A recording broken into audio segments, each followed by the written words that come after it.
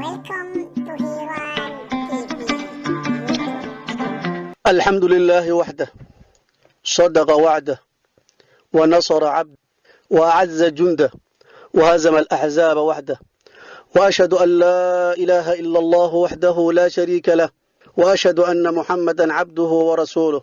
صلى الله عليه وعلى آله وصحبه وسلم أجمعين أما بعد وهرين sida ku cad shareecadana islaamka waxa diinta islaamka lagu soo galaa shahaadateynka oo ah ashhadu an laa ilaaha illa allah wa ashhadu anna muhammadar rasuulullah taasoo cadaynaysa in cidii aan la imaanin shahaadateynka aysan muslim ahayn sidoo kalena cidii la timaada waxyaabaha shahaadateynka buriyana ay ka baxayso muslimnimada haddaba waxyaalaha shahaadateynka buriya kana hor imaanaya waxa ay kaysanayeen shahaadateynku culimada muslimiintuna ay isku waafaqsan yihiin waxa ugu horeeya in la caayo ama la aflagaadeeyo rasuulkeena Muhammad nabadgelyo naxariisi korkiisa ha ahaatee waxa uu yiri sheekha la yiraahdo al-Imam Ishaq ibn Rahawayhi oo kamida culimada waaweyn ee la simay Imam Shafi'i iyo Imam Ahmad rahmatullahi alayhim ayaa waxa uu yiri ajma'a al-muslimuna anna man sabba Allah aw rasulahu أو دفع شيئا مما أنزل الله أنه كافر بذلك وإن كان مقرا بكل ما أنزل الله وحاو يري وحكو إجماعين علماء المسلمين تدمانتوت وإسكوا وافقين عدة عيسى الله سبحانه وتعالى أما رسول كيسى عيسى أما ديدا شيء وحكم إذا وحيابه إلهي سود جي إنه كافر يهي أرنتانا وكو قالوا بايو هوا قرتها الضوء دونه إنه محي هذا قرصي يهي وحي إلهي سود جي ودنبا waxaa laga wariyay inuu yiri sheekha la yiraahdo Muhammad ibn Sahnuun oo kamida culimada waaweyn khaasatan culimada madhabka Imam Malik ayaa wuxuu yiri ajma'a al-ulama ala anna shatim ar-rasul kafirun waxay culimada isku wada waafaqsan yihiin in ninka nabiga sallallahu alayhi wasallam aayahay oo gaal kaafir yahay maxaa yeelay rasuulku waa darajadii ugu sareysay ee diinta marka Allah subhanahu wa ta'ala laga yimaado cidii asaga ku xad gudubtana waa cid aan diin dambo oo ay dhowraysaay aysan jirinin sidoo kale waxay culimadu ku ijmaaceen in cidii rasuulka sallallahu alayhi wasallam aflagaadaysa oo xukunkeeda sharciga yahay in la dilo waxa uu sheekh la yiraahdo ibn mudir rahmatullahi alayhi ajma' awam ahli al-ilm ala anna ala man sabba an-nabiy sallallahu alayhi wasallam al-qatl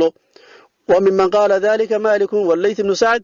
wa ahmad wa ishaq wa madhhab ash-shafi'i rahmatullahi alayhi wuxuu wax isku waafaqan dhamaan culimada muslimiintu cidii nabiga sallallahu alayhi wasallam caysaahi xukunkiisu inuu dil yahay sidaana waxa yiri Imam Malik iyo Layth ibn Sa'd Ahmad ibn Hanbal Ishaq ibn Rahawayh waana madhabka Imam Shafi'i rahmatullahi alayhi waqtigii rasuulkeena sallallahu alayhi wasallam way dhacday in saxaabadii ay dileen cidii nabiga sallallahu alayhi wasallam aflagaadeysay waxa uu wariyay Imam an-Nasa'i fi Sunan al-Kubra wuxuu ku wariyay Ibn Abbas uu ka wariyay رضي الله تعالى عنه إن كمل صحابة رضوان الله عليهم وإن دوله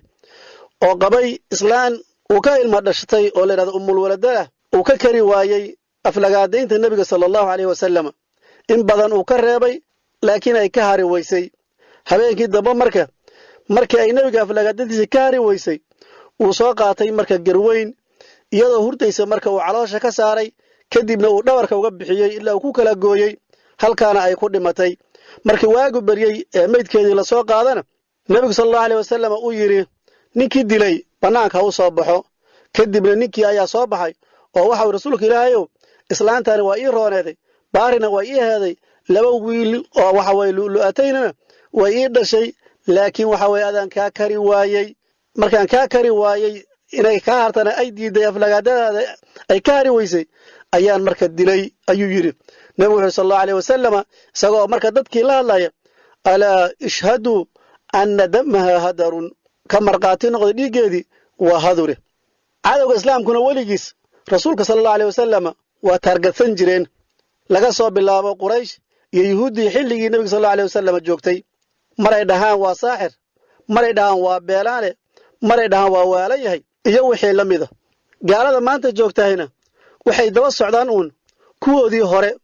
waayo waxay og yihiin in nabi maxamed sallallahu alayhi wasallam oo la caayahay ay la mid tahay in diinta islaamka la tirtiro sidaa daraadeed ayay mar walba ugu dhiiri gelinayaan kuwa khayrka daran inay rasuulka sallallahu alayhi wasallam ay aflagaadeeyaan mudooyinkan dambe waxaa ku sugnaa magaalada gaalkacyo nin khayr beelay oo si qayaxan u aflagaadeynayay rasuulkeenii sallallahu alayhi wasallam ummadda oo dhammina ay aad iyo aad uga xumaadeen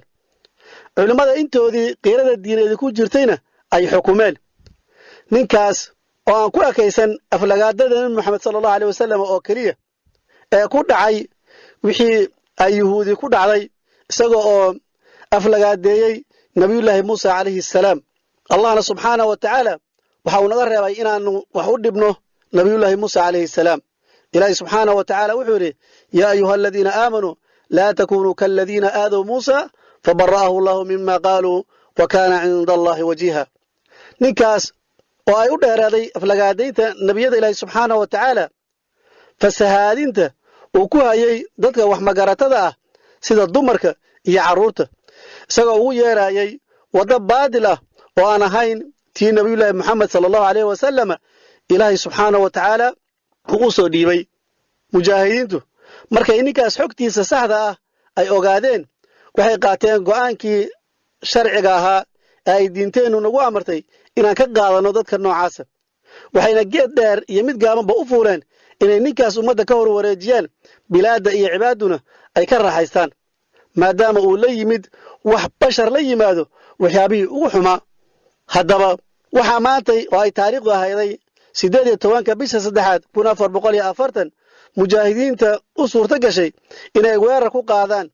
hoygii ninkaas murtadka ay ka deganaa magaalada gaalkacyo ayna u suurto gashay inay cagta mariyaan isaga iyo ilaaladiisiiba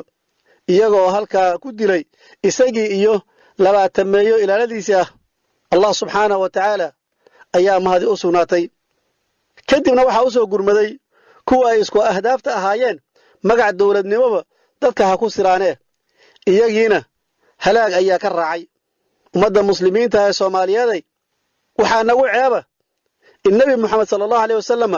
dhexdeena lagu caayo haddana cid ka dhicisan la waayo waa maxay dayuusnimada intaa la eg yaad u qiiroonaysaan haddaad nebiyullaahi moxamed u qiiroon weysaan waxaan ugu baaqaynaa dhammaan ummadda soomaaliyeed gaar ahaan walaalahana reer gaalkacyo hadda waaba dhacday ee in mar kale aysan dhicinin in rasuulka agtiinna lagu xagxagto ugu dambayn waxaan bogaadinaynaa walaalihii macrakadaas qaaday waxaana leenahay aflax alwujuuh nin nasiib leh ayaa katiibadiinna ka mid noqda waxaad shaafiseen quluubta wax ka badan milyaar iyo bar muslimiina waxaadna difaacdeen sharafkii nabigeenna sala allahu calayhi wasallam dhiiggiinnana wuxuu ku qormay meeshii ugu qiimaha badnayd allah subxaanahu wa tacaalana waxaan ka baryaynaa inuu shahaadadiinna idinka aqbalo nebigeenna sala allahu alayh wasalamna aad jannada kula rafiiqdaan ilaahayna subxaanahu wa tacaala waxaan weydiisanaynaa inuu nagu arsaaqo inaan noqonno kuwii mar kasta u hiiliya diintiisa iyo kutubtiisa iyo rusushiisa kuwii difaaca oo u hiiliya allah subxaanahu wa tacaala inuu naga dhigo dhammaan mujaahidiintana meel kastoo ay joogaan waxaan leenahay heegan u noqda cid kasta oo ku xadgudubta waxa weeye ambiyada ilaahay subxaanahu wa tacaala wa khaasatan ciddii ku xadgudubta nabigeena sala allahu alayh wasalama inaan ka aarsanno mar kasta saan uga aarsanay kuwa maantay biidni illahi tabaaraka wa tacaala wa aakhiru dacwaana alxamdu lilahi rabbi alcaalamiin wa sala allahu wasallam wabaarak calaa nabiyina muxamedin wacala aalihi wa saxbihi wasallam ajmaciin